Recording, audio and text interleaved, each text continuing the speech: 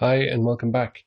So in the last few lessons we've been animating this walk cycle, and in preparation for Unity now we're going to have to do one or two things to make sure that our file is the way we want it when we get into our game engine. So one of the things that definitely has to go is this reference. And if you look here, I've got my my entity, my sapper character here with our walk cycle that we've been doing, and I've got these other animations that I've also got, created, and we've got the ones that we had planned out in that slideshow earlier before we started our walk cycle. So we've got the run animation, the the skid for when the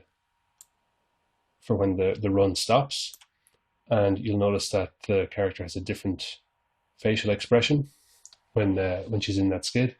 And we've got two idle animations, and you'll notice that on the idle animations here, she's blinking, so her face is changing over time, and there's squash and stretch happening on the rib cage. So what I want to do is take that frame by frame animation system that we're using for the blink and that squash and stretch, and apply that to just the middle of our walk. So just take one breath and blink at this 600 millisecond point here on our walk cycle. And what we're first going to do though is get rid of this reference. So the main thing to understand about how images appear here in Spriter is that everything that you see here is contained inside a keyframe. So if okay, so I've got bones are locked. I can only select sprites at the moment.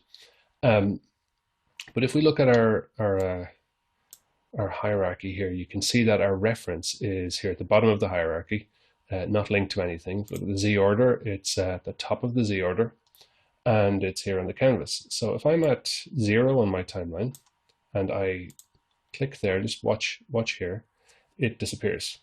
So when I press delete, it'll disappear. Okay, so it's gone from the Z order, it's gone from the hierarchy down here, and it's gone from the canvas. So if I play through it, it comes back on the next keyframe. And the reason being that those keyframes were already created before I deleted anything, and the information that's contained inside that keyframe governs things like is an object visible or not? Is it present or not? Is it linked to anything in a hierarchy? Is it a parent or a child of something? Where does it come in the Z order? All of that can be contained as changeable information within a keyframe.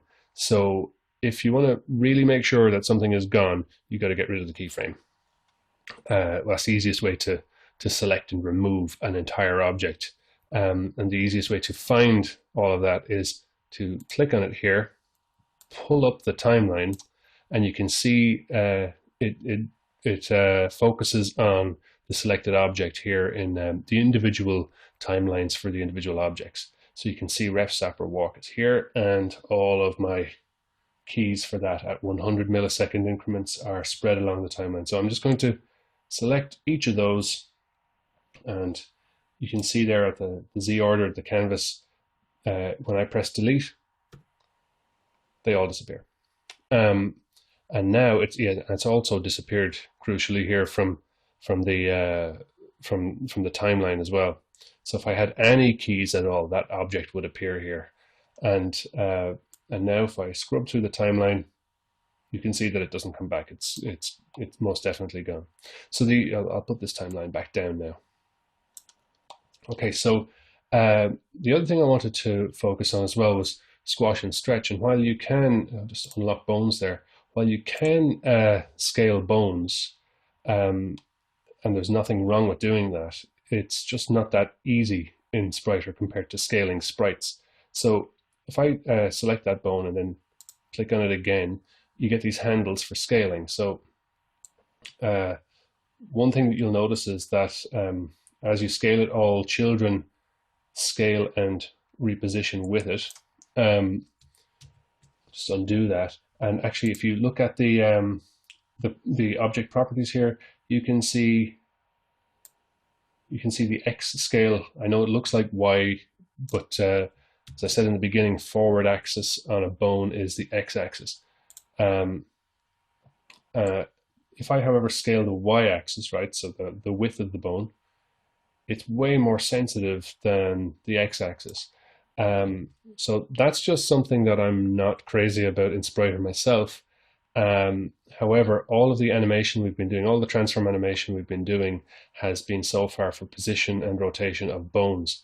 And we haven't really done much with the sprites themselves. Of course, deciding to animate the sprites as well as the bones, since the bones control so much of the sprites already, deciding to animate the sprites themselves adds a whole extra layer of tasks to your workflow. So it's really a matter of choice. But I think I'm just going to lock the bones there. I think it is easier to control, and you can get more subtle results from it. So I'm just going to turn on the magnet there again to snap to frames, and move up to 600 on my timeline. And I will, let's pull this up again just so we can see the rib cage. So the rib cage sprite itself has no keyframes apart from appearing here on time 0, and also if you had repeat playback turned on, which it was at another point when I created this animation, it will automatically create a copy of your 0 time and on your end frame as well.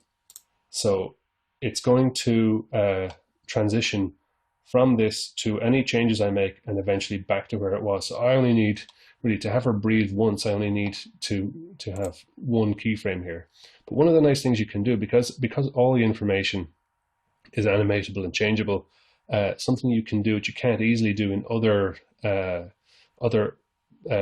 transform animation programs. I'm thinking, for example, something like 3D Studio Max would make this quite difficult to do, is to reposition a pivot for a sprite. So this is the sprite, not the bone, and I've just positioned that there, kind of around the armpit, and that allows me then to scale that rib cage like so. Could put it here, maybe in the next to the neck, so that it doesn't come down so much from the head. I can scale it up like that and scale it out like this. So she has her rib cage maintains much the same volume, but changes its X and Y scales. So she compresses when her whole body dips down. The other thing that I wanted to do here was to change her head so that she blinks. So if I click on the head sprite there, you can see that also the head has no keys other than at the start and at the end, which were created by default just by making it appear on the canvas.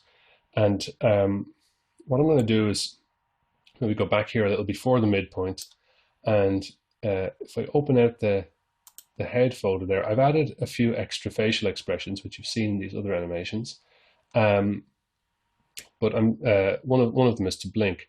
Anything that you've organized in folders, you can right click on, and anything that's in the same folder as the currently selected sprite will appear here on a little strip. So I'll just have her blink there like that, and move the time up to there, and have her open her eyes again.